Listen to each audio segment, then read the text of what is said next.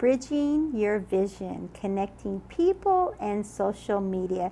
Today I brought with me Juanita Aguerrebere, and I wanted to talk about, it was so good to see you at the Eva Plains the other day for the community-based organization. Talk a little bit about, because it's been, about a year, I think, since I seen you.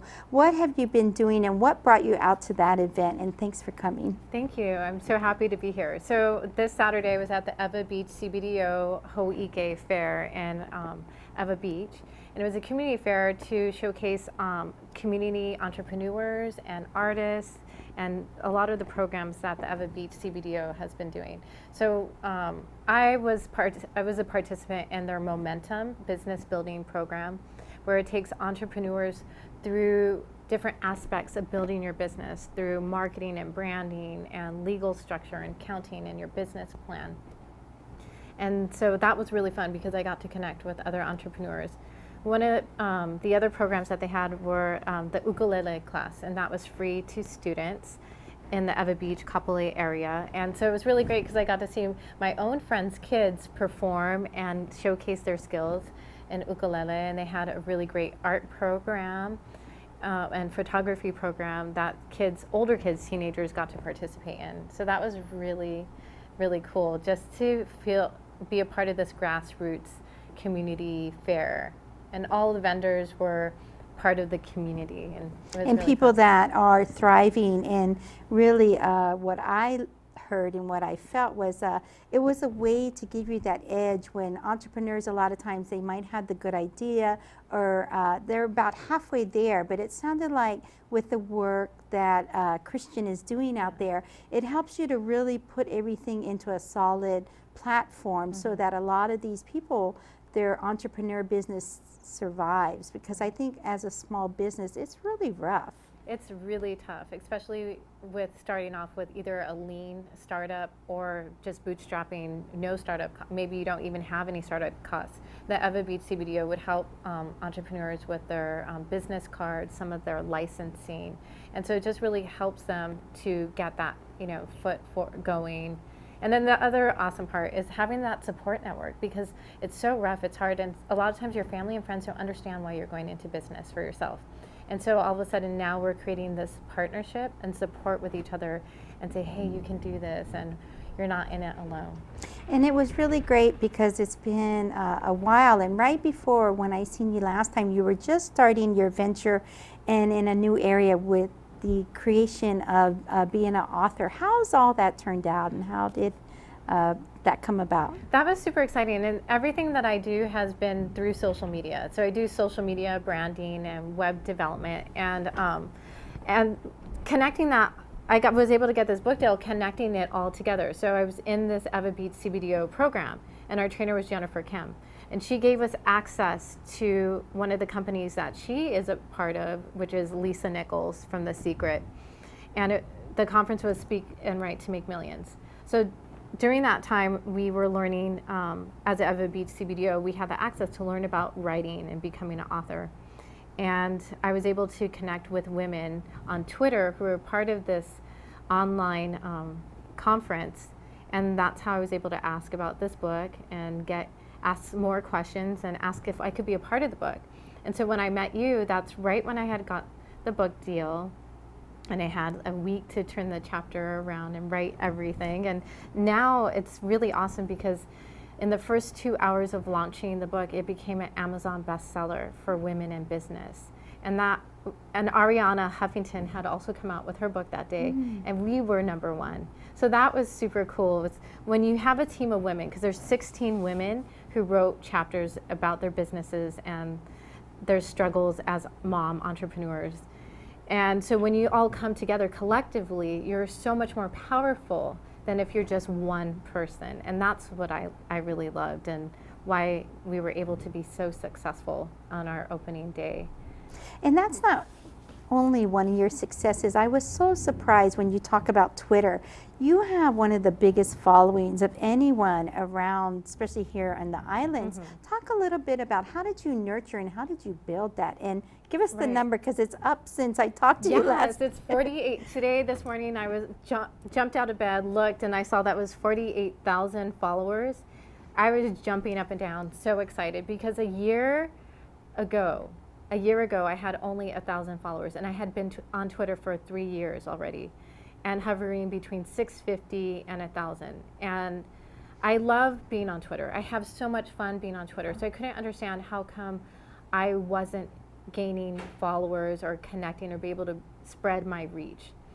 And a year ago, basically, I decided to set some new goals, and I had a mindset shift that allowed me to see why my clients are successful, and they're following the advice that I give them. And I realized that I wasn't following my own advice. I wasn't walking the talk. And so I was really good at dishing it out, but not walking the talk. So when I started to look at what I tell my clients to do, I would suggest doing collaborations, not seeing anybody as your competition.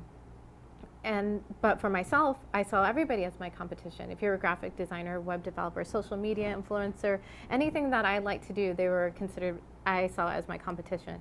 And at that moment, I realized that that was not true, that there's only one me. And there's only one person who does it the way I do it. Everybody has their gift. We all have our own magic. And so if I just value that, then everybody could be my friend. Everybody could be my support, my future collaboration. And I just started to see that in that approach and started to support people the way I would support friends. And so I would share their things, cheer them on their success. And following that giver's gain model of really just supporting others, that's when people started to want to follow me back, because it wasn't just about me or what I'm doing. It was really about sharing the amazing things that are happening in this world. And I think, so that's like an abundance model, and I think that's really important now where our money is tight and our time too. A lot of times parents are busy working, and then the paycheck is not always what you want, but if you can realize that giving back model and an abundance model, I think it's really important. So to hear that you had that mind shift, and then so from there it branched out into so many things. What are some of the other ideas that helped you to get away from, because that's true, a lot of times we give advice, but then we don't always use it for ourselves, so. Right, and I think because like as mothers, we're so good at taking care of others and doing things for others. And so it's reminding ourselves that we have to put ourselves first, and we have to make us happy so that our children can be happy, our clients can be happy. If we're happy, we can serve more. And so that really just helped. It was like, oh, okay, I'm okay to do this. So you had to bridge it for yourself, you know, because you always talk about bridging, but it was actually bringing it back to yourself and bridging it in a way that allowed you to now walk across the bridge and be the success that you were creating. I have this one photo of a bridge that I drove over when we were little, and it's in Port Sakal in San Pedro. And I would always go on this bridge, and it always made me think of what was overseas, and Hawaii and Port Sakal is, you know, everybody's coming from around the world, bringing in their cargo, and I realized that there was so much more in the world, and I had all these dreams. So going back and driving on this bridge, I was able to see the bridge of success starts with your vision, and am I living my vision? Yes. And so if I can see that clearly, I can start doing that more for myself and just really commit to the vision of serving. You know, we also chatted a little bit, and I wanted to talk about President Obama, because even though I may not agree with everything, I think he's a real good example of living your vision. Yes. And you pointed out something that doesn't lie, the statistics. Talk a little bit about that. So for me, you know, I was very excited that Obama was, you know, president. And then, you know, of course, over the presidency, I am a believer of freedom in the Constitution. So I wasn't too thrilled with a lot of the stuff that he does. But recently, you know, we were able to see the stats of how he's done and how unemployment rates have gone down. The Dow has gone up, jobs have gone up, money, our economy, everything's going up, our GDP's going up. So those numbers, you can't lie. Everyone's so upset and so angry at him. However, the numbers show that he's committed to growth and doing his job. Maybe he doesn't always deliver it in the way that is popular. However, I think he is very intelligent about everything that he does. And so it just makes me come back and think how much of America has bashed him, including myself, and without honoring that sacred role that he has. You know, he's our president in chief. And so I just think, wouldn't he have an easier job if we, even if we didn't agree with him, supported him and he knew that we had his back? And so that's how I would want to treat a leader. And so I realized, like, that's how I would love to see America. And I'll start with myself by really supporting him and being there, not bashing him, because he is our leader. And well, and it comes back to liberty. Yes. And I think it's important, you had shared a little bit the difference between freedom and liberty. Right. He represents our liberty. Yes, he does. Because liberty is being able to do what you want to do when you want to do it. Freedom is having these choices, if or that. But liberty is really doing and creating the life that you want. And that's what Obama did. And he had this eye to become president. And it started from when he was a child. His mother was an anthropologist at the University of Hawaii, and that's where I went to school. And so how she raised him was, with a really broad world perspective and studying our great thought leaders. And that's, if you look at social media, he is the #1 thought leader. He's the #1 social media influencer on Clout, on Twitter. He's right up there. So you know that he really is living his vision. And a long time ago he told America, hey, if you don't like the oil industry, start buying green cars. And so many people were upset because they were like, we shouldn't have to buy green cars. However, I thought that was so intelligent, because he's letting us know in his words that we have the power. We have the power to make the choices. And it's not him, it's us. And if we, in our daily choices, if we vote by our wallets, by our actions, we are the ones who make or break whatever happens in this nation. And if we vote, Yes. that's the other thing, is remembering to get out there and vote.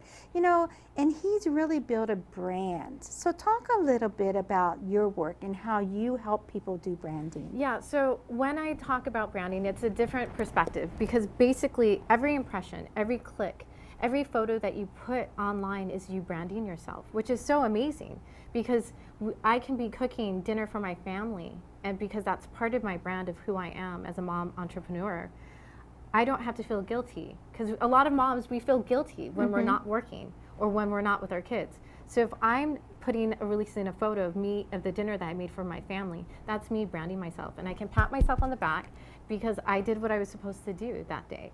And the next day, maybe it's when I'm meeting with my clients. So when I talk with people about branding, I really say, look, you are a beautiful diamond. You are rare. You're the only one of its kind. And that facet is the main facet is what people see. But there's all these other side facets that represent who you are.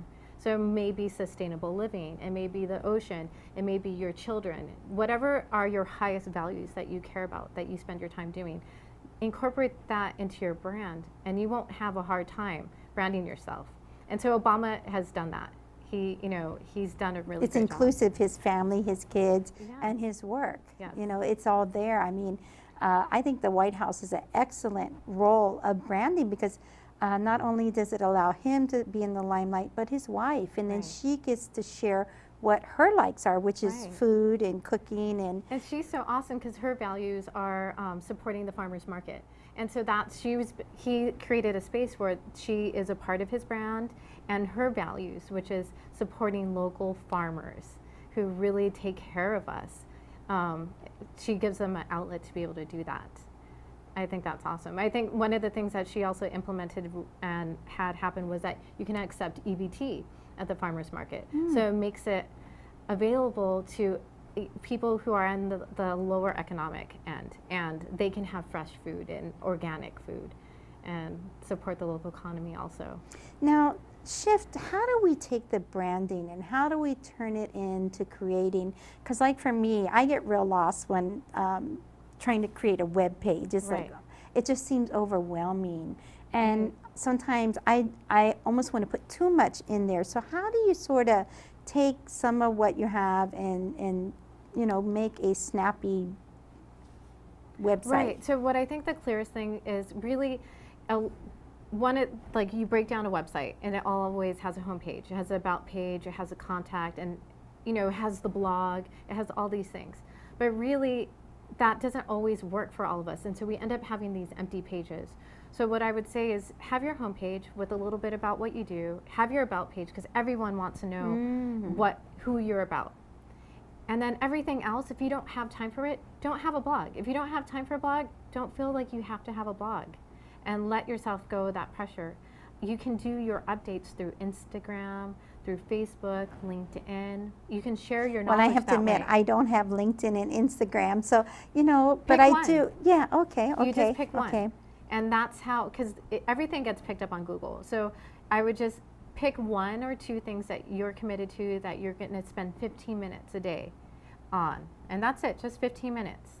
If you're spending so much more time, it's just put the timer on and walk away. 15 minutes of what you're going to share. And what's fun is Google is free. Right. So even, you go back to it and like you said, if it all adds up and you see it in Google. Right.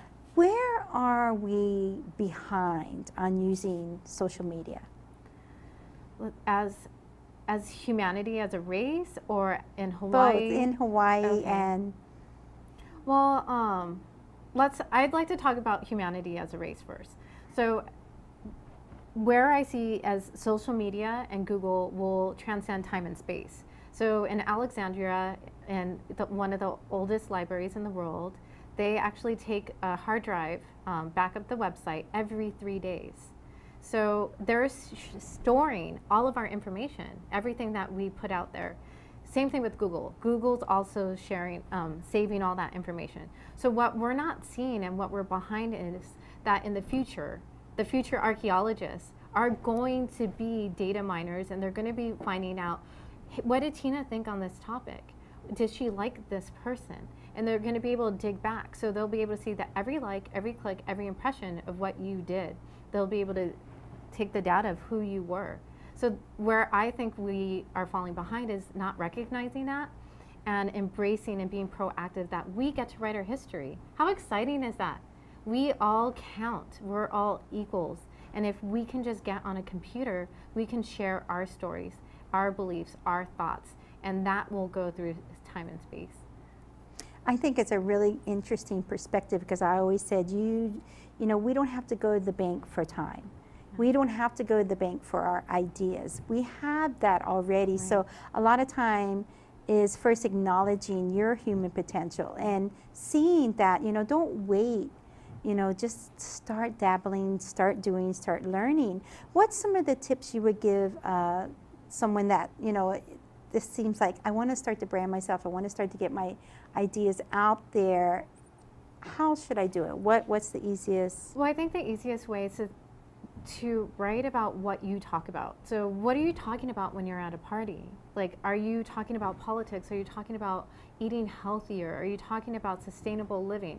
And so I would just talk about those passionate things. You don't have to know, like, I'm going to be this expert in this field. Mm-hmm. Really just share that knowledge that you have and share that with the world until you figure out what it is that is your platform and what it is that you really care about. So I think it's really about creating and sharing your thoughts and creating that content that comes from within. I think it's so interesting. Are we too data oriented, do you think? I don't know. I mean, I'm the person who will not have a phone in public. I sit behind my computer and I look at it where, I think society, when they're viewing the photo of the picture that they're about to take more so than experience the beauty of the flower, that's where, it's heavy. We get addicted to things. So if we're getting addicted to the social media, then I think it's too much data. It's too much driven. However, the Dalai Lama, when you ask him, do you think the internet is good or do you think it's bad? And it's like the internet's not good or bad. It's how the person uses it, which determines if it's good or bad. And so that's where I like to take it with that. And then the other thing is when you look at the data, it's a human interaction. That's what we have to realize. It's the human heart clicking a button, making a decision, taking a photo, sharing or texting. So it's human interaction. So it's allowing yourself that integration, because what I hear from a lot of people is, well, I just, I'm sort of afraid of it, and I'm afraid it's going to take all my data, and, but really it is that way because you had mentioned that you have a relative that never otherwise would get to, because we're not writing a lot of letters nowadays. So talk a little bit about how that's helped some of your other family members. Right. So I have a stalker on Facebook, and it's my grandmother. It's so awesome. She's not on Facebook, but every time my aunties go over to her house, they'll bust out the iPad, and she can see what I'm up to. And I think it's so awesome. And when I talk to her, she'll say like, "Oh, I saw that you did this," and the only way she knows is because it was from Facebook, and it's so cool. And so that just brings me back to everything that we should do online should be okay. Like we're creating these digital thumbprints. So it's like a thumbprint, right? Online. And so everything that we create and do online, we should be okay with our future grandchildren seeing. Even if you don't have kids, that future legacy, the judge, your priest, and your grandmother. So I feel really great about what I post online and the things I do. Because I know that my grandma hasn't said anything. Yeah, you know. So it's finding that balance of self-governance also, and knowing that whatever's out there is public. Right. Yeah. It is. But I think it's just fascinating because, if you think about it, it's a way to, like you had said, how many different countries that your name didn't seem so. Like popular until you thought out of the box. Maybe not here in your hometown, but across the world, people love your last name. Right, it's so true because, I would cringe like thinking, oh, my name, nobody's going to want to follow me by my name in the United States, Juanita Aguerrebere. But when I started to embrace my name and realize like I'm probably the only one in the world with this name, exactly how that is. And in Spain and the rest of Latin America, they're going to recognize my name, they're going to embrace it, and they're going to want to follow me just by seeing my name.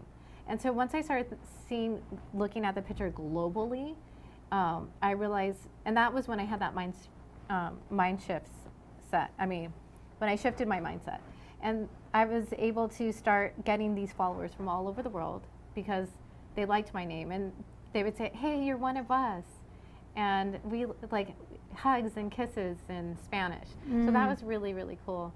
But the other thing that I love, especially about Twitter, is I have pen pals, friends from Scotland and Africa and China and all over the world. And I get to ask them questions about their lives. And it's instant. It's so fast. Yeah. It's amazing. So what I look at the internet and why I love it so much is that humanity has the ability to connect in seconds in light speed. I think that's for me, that's spiritual. Yeah. Talk just a little bit. I just want to give a little bit of hint. You folks had an experience, your family and your husband, where you guys were able to get something out viral. Right. What was that like, and what was the planning or the expectation? Right. Well, as a social media strategist for the longest time, so my husband has his own company. It's called Aqua Hunters, and it's a kayak fishing company. And so he also has a tournament, which is a sports league of kayak fishermen. And so he's putting his life on the line all the time, fishing miles out to sea, battling sharks. And so from the very beginning, we're like, we have content that could go viral. So what would we do with it? How do we make it go viral? How does this work? So every time we would get a cool shot or a cool video, we'd be like, this is the one, it's going to go viral. And it wouldn't. It would get close, a lot of people in Hawaii. But by him releasing these stories or sharing these, for him, these really scary, intimate moments, he was building this tribe, a fan base all around him, of people who loved him here in Hawaii, and started to reach out into the rest of the world. So when it was really a blessing from God, because he had his GoPro in the front of his kayak, and he's reeling up a kava kava, and it's a big fish, and the shark launches out of the water to eat it. And the miracle about it, because that happens all the time, he sees battles with sharks all the time. The miracle of it was the angle was right, we're in line sight of the camera, so you could see everything. And so when he came home, he was like, babe, I think I got it. I think I got the viral video. So from there we decided, like, okay, where's our plan? And we pulled out our plan of what we would do. And so we just released little bits of content at a time until we had not really a viral video, but we had a media frenzy where all the media knew about this video that was about to release, and all the media went crazy over it. And because of them, it was able to go viral. And that's where you talked about collaborations. That's Right. why I sort of wanted to get back on that, because I thought it was really important, where you said that, you know, you stopped looking at everyone as your competition. Right. So what I saw with him, because every time a news station would call for the video, I would have told him in the beginning, I told him to ask for money and to ask to be paid. And he's like, no, no, no, I'm going to give. And so basically his whole idea is, if you give, it will go around the world, and then it will come back to you in money. And so later on, he did get all these paid interviews. And so that's where he got that mindset from seeing other YouTubers. And their rise to success was always these collaborations with people who are bigger than them, but then also doing collaborations with people who weren't as famous to help bring them up. And so what I realized is the key to success for small entrepreneurs are collaborations, and collaborations with other brands that can help you build a wider audience. And that's the key. That's the key to success. Well, we're actually out of time. If someone wanted to get a hold of you, what would be the best way? Well, you can definitely follow me on Twitter, and that is Mastermind High. I'm also on Instagram. And then I have a website. It's JuanitaAguerrebere.com. It was so fun, and let's continue this later. I am Tina Quizon. This was Pathways to Paradise, and stay tuned for part 2. Thanks for coming. Thank you. Thank you.